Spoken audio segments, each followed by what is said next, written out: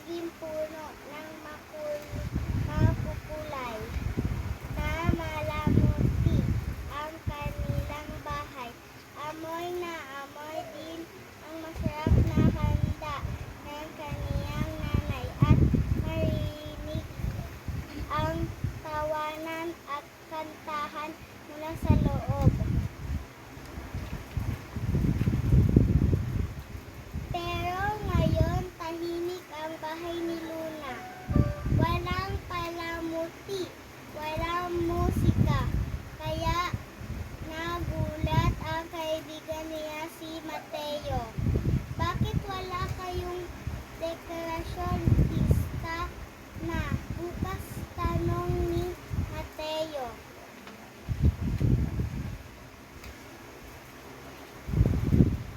Abala kasi si nanay at tatay sa kanilang mga trabaho, sagot ni Luna. Kaya hindi na naasikaso ang piyesta. Nalungkot si Mateo para sa kaibigan. Alam niya kasing mahalaga ang pista para kay Luna. Habang pauwi, nakasalubong ni Mateo sina Jelby at Hetty. Naikwento niya ang nangyari. Magtulungan tayo, sabi ni Jollibee. Bigyan natin ng saya ang bahay ni Luna, dagdag ni Hetty. Nakabukas na ba yun? Humingi si Mateo ng tulong sa kaniyang mga magulang at mga kapitbahay.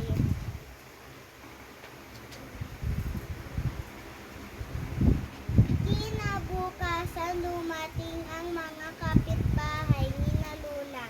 Nagtulong-tulong sila sa paglalagay ng mga dekorasyon.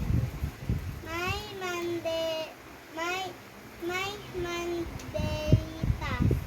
Banderitas?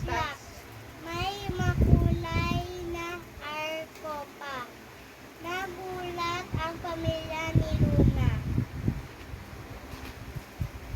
Dalarin namin ang mga paborito ninyong pagkain, sabi ni Mateo.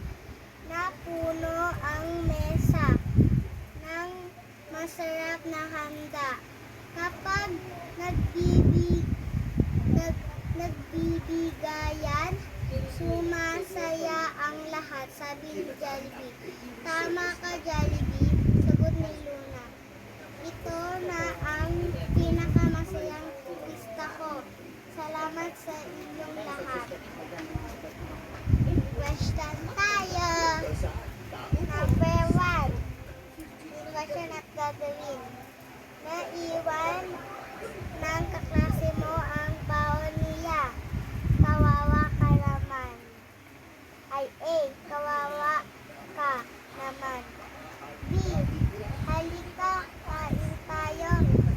Pwedeng maghatian ang baon. Go!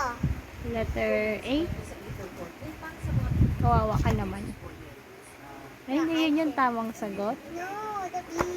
B. Tayo ng baon. Ayun ba? Mali si Mami. Okay po.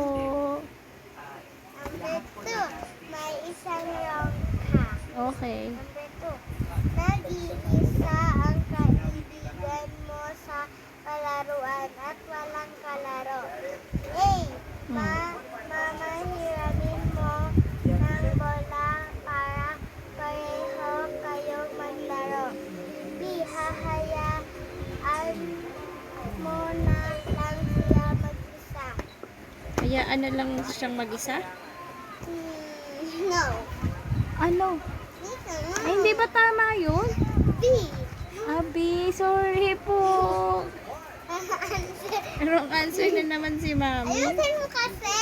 Hindi ko alam. Sige po, ayusin ko. What doon alam mo? Ha? Number 3.